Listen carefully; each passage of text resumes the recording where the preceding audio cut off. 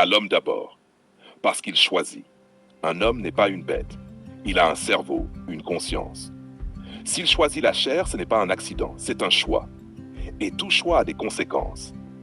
Quand un homme abandonne une femme digne, solide, bâtisseuse, pour une illusion érotique, une facilité charnelle ou une excitation passagère, il abdique son rôle. Il trahit son engagement. Il renonce à son propre trône. Donc oui, la première faute lui revient. 2. Mais à qui a-t-on appris à cet homme à choisir l'essentiel? On ne naît pas homme, on le devient.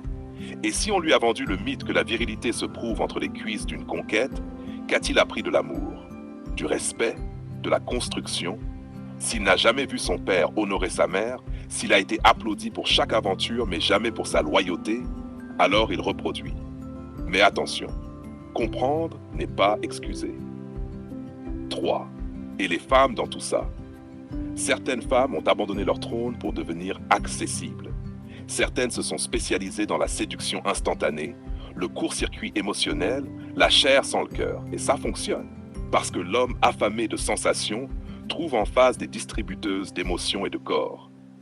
Mais ces femmes-là ne prennent pas la place. Elles la reçoivent parce que d'autres l'ont laissée vide. 4. Et si c'était aussi la faute des femmes solides? Oui, celles qui se disent profondes, mais qui ferment les yeux. Celles qui sont exigeantes, mais froides. Celles qui veulent des rois, mais n'ouvrent jamais le palais.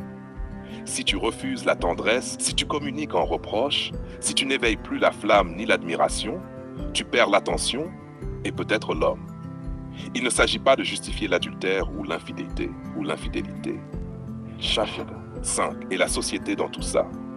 La société célèbre les corps. Elle glorifie la facilité. Elle ridiculise la fidélité. Elle méprise les hommes sensibles. Elle sexualise les femmes et banalise le sexe. Alors la chair devient le refuge des frustrés, des perdus, des non-éduqués et des blessés. Conclusion. Qui est coupable? L'homme, oui, s'il choisit la facilité.